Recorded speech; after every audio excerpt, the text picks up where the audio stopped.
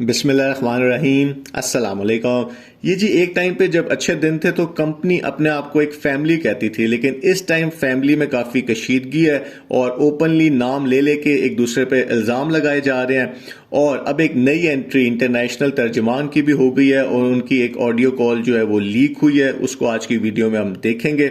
और इस टाइम के ऊपर आपको पता है कि एक केस तो कोर्ट में चल रहा है, लेकिन एक केस अवाम की अदालत में चल रहा है सोशल मीडिया पे, जिसमें B4U के जो मुतासरीन हैं उनको काफ़ी शॉक्स दिए जा रहे हैं। ये स्टार्ट हुआ था खलाई मखलूक से और काफ़ी डिटेल्स दी गई, नाम लिए गए कि कैसे इन्वेस्टर्स का पैसा लूटा गया है। फिर सीओ साहब की फैमिली को भी एक मनफी किरदार के तौर पे पेश किया गया कि कैसे ये जो सब कुछ हुआ है उसके जिम्मेदारी सीओ साहब के ऊपर नहीं है, वो जिम्मेदार नहीं है, बल्कि उनकी फैमिली है।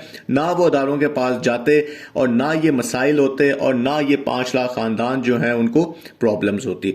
और अब जो नई एंट्री हुई है वो है इंटरनेशनल तर्जुमान की, और कल उनकी एक ऑडियो कॉल जो कि पुरानी है, वो पहले भी लीक की गई थी लेकिन उसको ज्यादा उस टाइम लिफ्ट नहीं मिली थी, वो दोबारा शेयर की जा रही है। और तासुर ये दिया जा रहा है कि देखें उन्होंने कैसी जबान इस्तेमाल की है सीओ साहब के बारे में, यानी कि उन्होंने भी लूट मार किया है, वो भी सीओ साहब के साथ मुखलिस नहीं थे।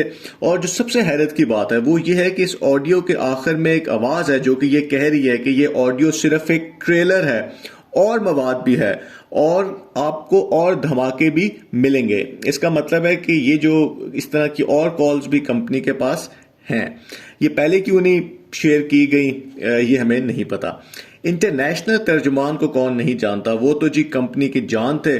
उन्होंने कंपनी के लिए इतने ज्यादा पैसे इकट्ठे किए, हर फंक्शन में वो सीओ साहब के साथ होते थे और उन्होंने कंपनी में सबसे ज्यादा गाड़ियां विन की। उनके बेटे ने भी कार विन कर ली थी। वो गुड न्यूज भी इतनी देते थे, ये अलग बात है फायदा नहीं होता था, विड्रॉ की इंफॉर्मेशन भी देते थे। उनका अपना चैनल भी था जहां इन्वेस्टर्स को इंफॉर्मेशन मिलती थी। वो बोलने में इतने अच्छे थे कि अगर वो जहर भी बेचते तो दूसरे बंदे ने खरीद लेना था। वो एक्टिवेशन चार्जेस तक कंपनी के साथ रहे, लेकिन जब नैब ने इन्वेस्टिगेशन ज्यादा कर दी तो उनको नैब की तरफ से नोटिस मिला, तो उनसे बर्दाश्त नहीं हुआ। और ये ऑडियो कॉल जो है जिसमें वो काफी गुस्से में है, वो उस टाइम पे की गई थी जब उनको नैब की तरफ से नोटिस मिल गया था। यहां पर आप ये बात जो देखें कि ये जो लोग होते हैं जो ऐसी स्कीम्स में शामिल होते हैं जिसमें लोगों के पैसे डूब जाते हैं, वो ज़हनी तौर पे कितने तेज होते हैं, बोलने में वो कितने अच्छे होते हैं। पैसे लेना किसी से आसान काम नहीं है, कोई किसी को पैसे नहीं देता, इनमें बड़ी खास एबिलिटीज होती हैं इन लोगों में। लेकिन जब इनकी पकड़ होती है, कानून नाफिज करने वाले अदारे इनको पकड़ते हैं, इनको नोटिस देते हैं, तो ये गुस्सा कर जाते हैं और इनसे बर्दाश्त नहीं होता कि हमें क्यों आपने नोटिस दिया। जाहिर बात है आप एक गैर कानूनी काम कर रहे थे, आपने गैर कानूनी तरीके से आप लोगों को घेरू कर रहे थे कि आप हमें हमारी स्कीम में पैसे लगाएं। लेकिन जब इनको पकड़ा गया, इनको रोका गया, तो इनको गुस्सा आ गया। तो ये तो इनकी हालत है। इस कॉल में भी वो यही गिला कर रहे हैं कि जी मैंने क्या किया है। उन्होंने सीओ साहब पे भी इल्जाम लगा दिए कि सारा कुछ तो सीओ साहब के पास है, वो ले गए हैं सारे इन्वेस्टर्स का पैसा जो है, और उनकी फैमिली मेंबर्स को क्यों नहीं नोटिस मिला। और उनकी जो फैमिली मेंबर्स हैं उनके बारे में भी उन्होंने बात की कि जी वो तो डायरेक्टर्स हैं कंपनी में, तो जो डायरेक्टर्स हैं उनको नोटिस नहीं मिला और मुझे क्यों नोटिस मिला है। तो वो एक तरह से गिला ही इसके अंदर कर रहे हैं। और उन्होंने कहा कि जी मेरे पास तो कोई पैसा ही नहीं है, तो सारा कुछ तो उनके जो कमीशन मिलता था इन लोगों को इतना ज्यादा, वो पता नहीं क्या कहाँ उनका गया। उन्होंने कहा जी मेरे पास तो कोई पैसा ही नहीं था।